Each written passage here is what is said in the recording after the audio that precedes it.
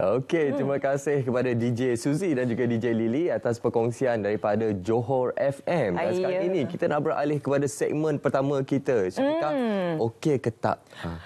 Itulah pasal Munawar. Sebab apa? Bulan ini merupakan sambutan bulan kaunseling. Jadi kan mungkin ada di antara kita yang mempunyai masalah tapi self-diagnose. Self-diagnose tu yang tak boleh Munawar sebab kita tidak ada kepakaran untuk mengubati diri sendiri.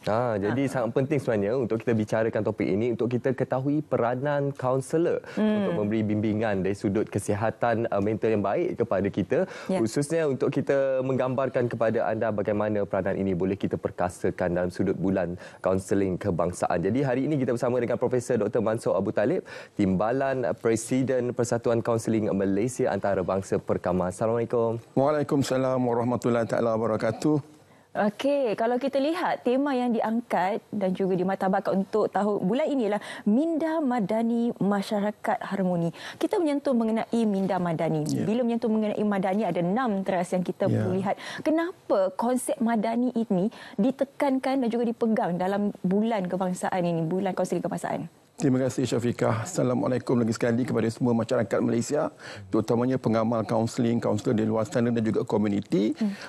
Minda Madani Masyarakat Harmoni adalah tema pada tahun ini yang dipilih untuk kita mengangkat 6 nilai ataupun konsep utama dalam Madani itu sendiri. Dan kami selaku pengamal kaunseling menitik beratkan konsep kedua itu iaitu kesejahteraan. Kita tahu kesejahteraan itu merangkumi kesejahteraan emosi, fizikal, sosial dan jika mengikut WHO ada 6 jenis kesejahteraan termasuklah spiritual, keuangan dan sebagainya. Maka dengan adanya konsep kesejahteraan itu yang kita tahu bermula dengan M-nya adalah keterlangsungan, kemampanan, kelestarian. Kita juga sekarang bercakap tentang kebahagiaan yang lestari. So kita nak masyarakat Malaysia lestari berterusan. Untuk itu berlaku, kita ada satu lagi nilai yang lain iaitu daya usaha ataupun daya cipta, daya menginovasi. Jika apa yang kita lakukan sebelum ini tidak berkesan, cara daya tindak kita kurang baik, maka kita pula mencari cara baharu seperti kata tadi kan, untuk kita lebih sejahtera, lebih okey, lebih bahagia agar ini berterusan menjadi kebahagiaan berpanjangan dalam masyarakat kita. Dan jika lihat dari segi konsep psikologi ataupun kaunseling juga, tingkah laku itu datangnya daripada minda kita. Betul. Mempunyai set minda yang positif, yang bagus akan meneruskan tingkah laku kita kerana kita mempunyai sistem kepercayaan yang baik. Contohnya jika kita ada masalah pada hari ini. Siapa yang tidak ada masalah dalam hidup? Munawar kan? Tapi dengan coping yang bagus, dengan coping yang positif, kita mencari jalan untuk mengurangkan rasa kebebanan itu. Dan kita mencuba daya tindak baharu.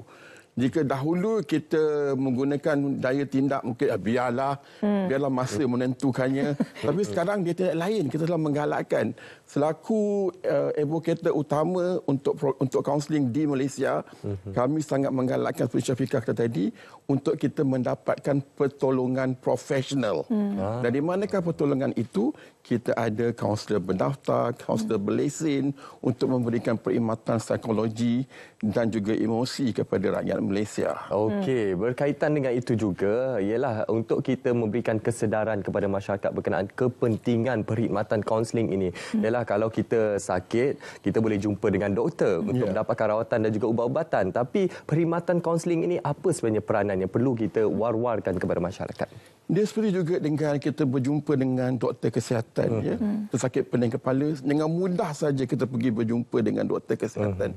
Kita nak juga rakyat Malaysia bertukar kepada pemahaman bahawa aku perlu betul-betul sukar, perlu betul-betul masalah telah sampai ke dinding, baru berjumpa dengan kaunselor, itu perlu ditukar. So, cara baharu adalah jika ada sedikit rungutan, isu-isu ketidakpuasan, kita perlulah berkongsi kepada orang yang kita percaya. Dan orang yang kita percaya yang mempunyai lesen adalah kaunselor seperti kami, yang mempunyai lesen yang telah dikeluarkan oleh Lembaga Kaunselor Malaysia. So, hari ini kita ingin mengajak masyarakat Malaysia untuk mencapai keharmonian itu, untuk mendapatkan pertolongan secara lebih profesional. Kerana kami ada. Semalam saya kira ada perbincangan dengan Lembaga Kaunselor Malaysia yang bercakap tentang pelancaran yang akan diadakan oleh Yang Berhormat Menteri pada 9 bulan 10. Ya. Kerana pada 10 hari bulan kita akan menyambut Hari Kesihatan Mental Sedunia. Sebab itulah Oktober dipilih sebagai bulan kaunseling kebangsaan. Untuk konsepnya adalah konsep kami kaunselor turun padang. Dia kenduri kaunseling contohnya. Di mana sepanjang bulan itu kita ada program hampir setiap hari. Okey. Dan malam ini kita akan mulakan dengan aktiviti pertama kita iaitu doa selamat secara online oleh semua ahli-ahli kita. Okey, kita masih lagi nak menyentuh mengenai Minda Madani ini dan juga 6 teras di bawah Madani. Salah satunya ialah mengenai keyakinan. Jadi apa yang penting sekarang ini Minda kita kena yakin dengan apa juga yang direncanakan dan juga agenda yang dilakukan oleh pihak kerajaan. Betul. Tapi apa yang kita boleh lihat sekarang ini khususnya di media sosial, banyak di antara rakyat ataupun masyarakat komen-komennya yang berbarut negatif. Apa juga direncanakan akhirnya ianya akan dipolitikkan dan juga naratifnya akan menjadi negatif. Jadi bagaimana kalau kita sakit, kita self diagnose ataupun kita jumpa pakar, okey itu kita menyerah. Tapi untuk mereka ini yang berfikiran negatif di media sosial, bagaimana kita nak menilai dan juga bagaimana kita nak mengubati mereka ini sebenarnya? Itu pemikiran yang saya rasa kita perlu ubah. Kalaulah jika Syafiqah dan juga Munawar diberi pujian oleh ketua, oleh bos, 10 pujian. Tapi di akhir itu dia beri sedikit, kata orang tu pandangan yang negatif lah. 1 daripada 10. Mana yang lebih berkesan? Yang 10 tu kan yang 1 itu. Yang satu. Ya. Yang 1 itu akan memberi kesan lebih besar daripada 10 yang positif yang kita lakukan. So dengan mempunyai keyakinan bahawa minda kita perlu diubah, iaitu kita kata ada growth mindset, kita kata dia hadir dalam waktu yang sama. Untuk kita bahagia, ada ketikanya kita perlu kurang bahagia. Dia macam you have to have one without the other. Orang putih kata. So kita perlu ada supaya kita, yang penting adalah kita nak balancekan. So kalau pemikiran yang tidak yakin tadi, kenapa tidak yakin? Kerana maklumat tidak cukup. Maklumat salah. Ataupun mempunyai persepsi yang tidak mahu berubah. Preconceived idea kan, negatif. Untuk melihat sesuatu itu tak betul sahaja. Padahal hujung tak betul, di hujung sini adalah betul. Di kontinuum sebegitu saya kira. Okey. Peranan kaunseling ini, kaunselor ini sangat penting untuk kita melahirkan individu ataupun masyarakat yang lebih sejahtera dari segi pemikiran, dari segi kehidupannya. Namun bagaimana untuk kita gambarkan kepada masyarakat kepentingan kaunseling ini untuk mereka menjadikan negara kita lebih berdaya saing untuk hidup dan sudah pasti untuk melahirkan seorang individu yang lebih mempunyai produktiviti yang tinggi, mempunyai hubungan sosial yang baik di antara satu sama lain. Jadi bagaimana dalam situasi seperti itu? Okey, salah satu daripada objektif apabila kita melakukan bimbingan dan kaunseling adalah untuk klien kita mengetahui apakah potensi yang ada pada mereka. Kita tahu bahawa kebanyakan kita tidak menggunakan potensi itu. Dan kadang-kadang kita memerlukan orang lain untuk membuka jalan untuk kita kenal bahawa kita ada banyak lagi bakat, talent, potensi yang belum kita gunakan. Apabila kita dapat menyumbang dengan lebih baik, jika dahulu kita sumbang 10% pada komuniti kita, tahun ini kita sumbang 20%, saya kira di situlah harmoni sesuatu masyarakat itu boleh dicapai.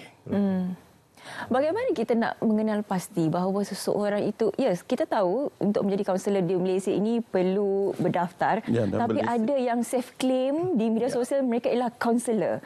Dan kita kadang-kadang kita juga tersalah arah mendengar segala apa yang dikatakan. Bagaimana Prof? Itu yang kita sangat pentingkan, bahawa masyarakat sekarang sedar bahawa sudah ada mereka yang berlesen dan berdaftar di sana dan ada talian hotline di sana sini untuk mereka dapatkan pertolongan. Di sekolah sudah ada, di komuniti, di semua agensi kerajaan dah ada dah.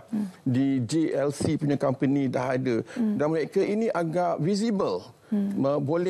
boleh dijumpai. Dan kita juga ingin mengajak masyarakat Malaysia untuk tidak lagi terikut dengan pseudo psikologi, kita kata, ya, yang menggunakan pakai ilmu-ilmu psikologi yang tidak berteraskan kepada penyelidikan dan cuba membantu manusia. Kerana kami sebagai kaunselor sangat menitik beratkan supaya kita tidak melakukan ancaman, tidak harm the client, tidak merosakkan klien kita. Kerana merosakkan klien lebih perlu dijauhkan daripada kita memberi kebaikan. Okey, kita nak teruskan berbicara berkenaan dengan sambutan Bulan Kaunseling Kebangsaan tahun 2023. Seperti yang Prof nyatakan tadi, hampir setiap hari ada saja aktiviti yang akan dilaksanakan khususnya untuk kita memberi kesedaran kepada masyarakat berkenaan perkhidmatan kaunseling ini. Okey, salah satunya yang saya cukup tertarik adalah drum terapi, pukulan gendang jiwa tenang. Bagaimana gendang ini boleh menjadi salah satu terapi dalam kaunseling, Prof? Kita tahu bahawa kita mempunyai pelbagai senses, ya, mata, telinga, mulut dan juga apa yang kita sentuh. So dengan drum kita ada gema, dengan drum kita menggunakan telinga kita untuk mendengar, dengan drum kita mengkoordinasikan mata, telinga, tangan, ya. So itu juga satu terapi yang boleh digunakan pakai oleh klien untuk dia slow down dia punya pernafasan, melihat dari kacamata yang berbeza dan mendengar bunyi-bunyi yang tersusun rapi. Ya. So itu satu perkara juga, satu intervensi yang kita nak perkenalkan kepada masyarakat Malaysia. Ada pelbagai cara sebenarnya untuk keluar daripada isu-isu kesulitan harian. Yang ini saya bercakap tentang orang seperti kita, ya, yang kod normal, yang tidak memerlukan rawatan psikiatri ataupun psikologi. Kerana itu memerlukan rawatan kesihatan. Dan sepanjang bulan ini bukan saja drum, kita ada webinar, kita ada program engagement dengan komuniti, dengan anak yatim, dengan ibu tunggal yang dilakukan sepanjang bulan Oktober. Dan di universiti saya sendiri, kami akan melancarkan satu program akademik iaitu PhD dalam psikologi. Kita juga khususkan kepada pensyarah-pensyarah, pada mereka yang nak sambung belajar. Dan kami juga ada program khusus untuk remaja, untuk mereka yang dah berkahwin, dengan LPPKN, dengan warga tua, dengan pawai dan pelbagai. So sepanjang ni Munawar, sepanjang sebulan ini Syafiqah, pelbagai program yang ditujukan kepada populasi yang berbeza memang telah banyak disediakan. Ya, jadi bersempena dengan Bulan Kaunseling Kebangsaan 2023 ni, Prof, mungkin sedikit bagaimana untuk kita membudayakan untuk berjumpa dengan kaunselor dan janganlah duduk di rumah sahaja diam-diam self-diagnose ini, Prof. Ini juga satu perkara yang trend di Malaysia, ya, bahawa anak-anak di sekolah telah tinggi kesedarannya. Namun ibu bapa masih lagi mempunyai stigma bahawa tunggu dulu, masa akan menentukan, kita settle dulu dengan keluarga. Anak-anak dah ready, tapi keluarga belum. Maka saya rasa tiba masanya untuk keluarga, untuk rakan-rakan membuka ruang kepada perhubungan, kepada pertolongan yang lebih profesional untuk mendapatkan bantuan daripada mereka yang bertauliah dan terlatih, atau sekurang-kurangnya menggunakan talian hotline yang banyak sekarang. Kita ada talian kasih, kita ada daripada National Centre Excellence for Mental Health, HEAL, talian HEAL, yang boleh mendengar Befrienders, Kamar sendiri untuk memulakan. Kerana kajian menunjukkan mereka yang call hari ini akan berjumpa. Dia jadi bantu locatan. Dan kita mahu masyarakat itu terbuka. Okey, itu satu platform yang terbaik yang disediakan untuk membantu masyarakat di luar sana. Untuk anda mengetahui lebih lanjut berkenaan Bulan Kaunseling Kebangsaan ini, anda boleh terus saja ke laman sawang Persatuan Kaunseling Malaysia Antarabangsa. Terima kasih kita ucapkan kepada Profesor Dr. Mansor Abdul Talib atas perkongsian pada kali ini. Dan sepastinya sekarang ini, Syafiqah, kita akan